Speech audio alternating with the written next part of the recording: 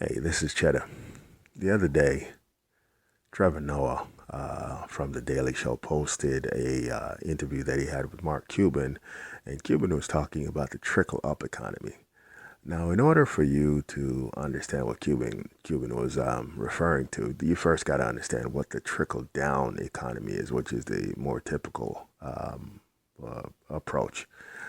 The trickle down is the government trying to jolt the economy out of a downward spiral by injecting cash from into the top of the economy, which is the big business and businesses. And the theory is that the businesses go out and spend money on investments, new machinery, hire new people, open up new offices, so on and so on. And the money trickles down to the bottom of the economy, which is the consumers in the form of jobs and paychecks and so on, which the consumers go out and return the favor by spending monies on goods and services, and the economy grows by the money multiplier effect, which is somewhere around $1 turning into the equivalent of approximately $400, give or take. That's how it's supposed to work. The only time the trickle down has been the chosen method of the government in the last several financial crises that we have had, and the only time they actually got it right was in 1934, 33, Great Depression, when they actually did trickle up.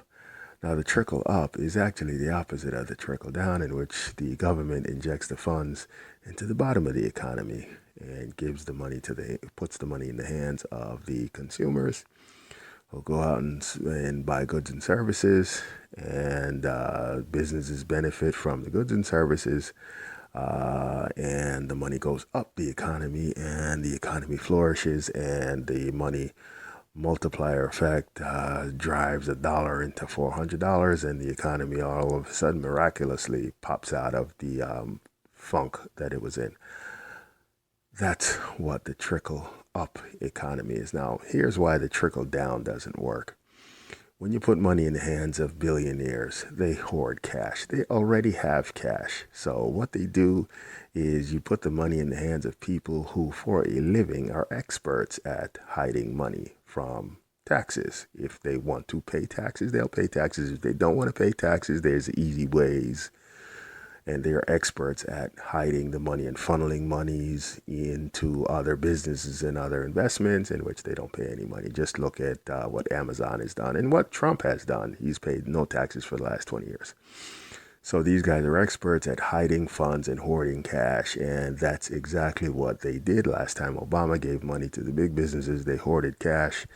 Instead of putting the money into the economy, they whipped it out of the economy and put it in their pockets.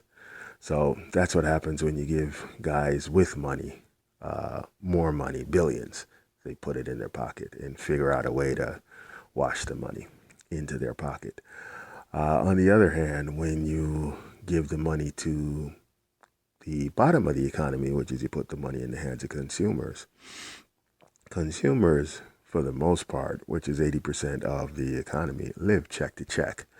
Most of the millionaires live check to check as well. Most business owners do live check to check. It's only the select few, the 5%, the 1%, that actually has enough money to do whatever they choose to and whatever they want to. Most of the business owners are a month or two out from being right beside you on the soup line.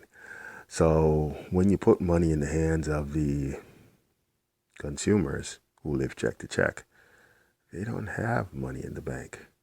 They have negative in the bank in the form of credit card loans and payday loans and car loans and so on and so on and so on. So they don't have the ability to hide funds because they need the funds just to survive. So they'll go out and they'll spend the money on food, they'll spend the money on clothing, they'll spend the money on transportation, they'll spend the money at wherever it is, and the money trickles up the economy, and they will spend every dollar because they don't have it. They live check to check, and they've been home since March, not making any money, and who's been furloughed, which is a great way of saying fired or unemployed, but you're furloughed, so you feel better than the guy who was just flat out fired. Either way, the money goes up the economy. So that's the reason why trickle up is a better option than the trickle down. However, the government has chosen to do the trickle down at every turn because they don't trust the consumers, because they think the consumers will get lazy and not go to work, which is silly. So they don't trust the consumers. The government doesn't trust the consumers. They trust the business guys more, which is which has proven to be a bad choice.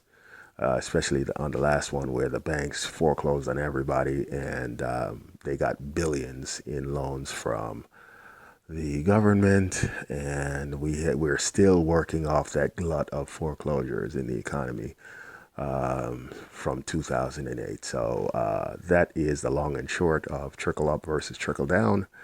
And hopefully this was a little bit informative to you. Leave me some comments. This is Cheddar.